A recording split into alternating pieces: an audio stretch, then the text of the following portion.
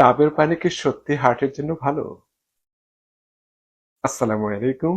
আমি ডাক্তার মঞ্জুর মোর্শেদ, একজন কার্ডিওলজিস্ট। আজকে আপনাদের সম্মুখে আমি এসেছি, যেটি আপনারা সবাই খেতে পছন্দ করেন, পান করতে পছন্দ করেন, সেটি হচ্ছে যে ডাবের পানি। গরমের সময় আমরা প্রায় শুনি কোট এন্ড কোট, ডাক্তার সাহেব, ডাবের পানি কি হার্টের জন্য ভালো? অথবা কোট এন্ড কোট, প্রতিদিন ডাবের পানি খাওয়া কি উচিত? অথবা কোট এন্ড কোট, উচ্চ রক্তচাপ থাকলে কি ডাবের পানি উপকারী? আজ আমরা এই প্রশ্নগুলো বৈজ্ঞানিক উত্তর জানব। প্রথমেই বলে রাখি, ডাবের পানি একটি প্রাকৃতিক পানীয়, আল্লাহ রাব্বুল আলামিনের অনেক অশেষ নিয়ামত।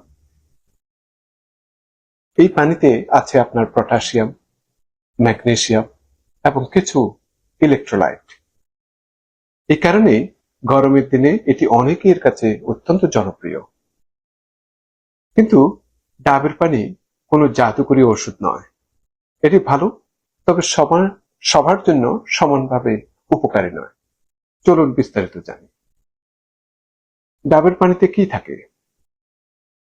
একটি মাঝারি আকারের ডাবে সাধারণত থাকে প্রচুর পানি, পটাশিয়াম, ম্যাগনেসিয়াম, ক্যালসিয়াম, সামান্য সোডিয়াম, কিছু ন্যাচারাল প্রাকৃতিক চিনি এবং গরমের দিনে ঘামের মাধ্যমে শরীর থেকে যে পানি এবং ইলেকট্রোলাইট বেরিয়ে যায়, তার কিছু অংশ পূরণ করতে ডাবের পানি সাহায্য করতে পারে।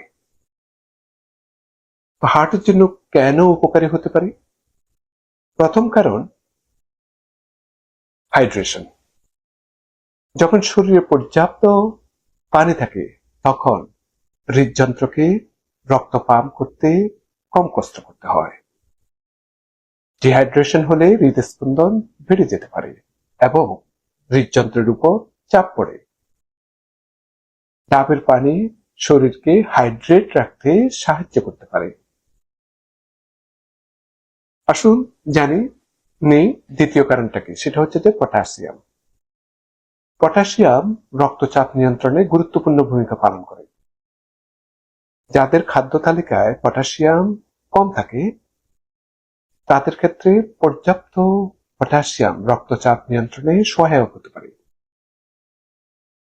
আর কি কারণ হতে পারে?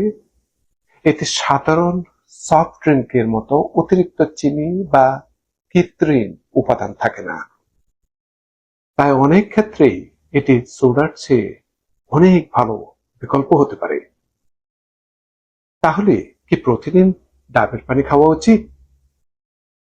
সুস্থ মানুষের ক্ষেত্রে পরিমিত পরিমাণে ডাবের পানি সাধারণত নিরাপদ। তবে মনে রাখতে হবে, ডাবের পানি রেগুলার পানি যে আমরা পান করে থাকি তার বিকল্প নয়। দিনের প্রধান পানীয় হওয়া উচিত সাধারণ পানি, যেটি আল্লাহ রাব্বুল আলামিন আমাদেরকে দিয়েছেন, সেই পানিটা হচ্ছে যে বেস্ট। তো ডাবের পানি একটি সম্পূরক পানীয় হতে পারে। তো কারা সতর্ক থাকবেন?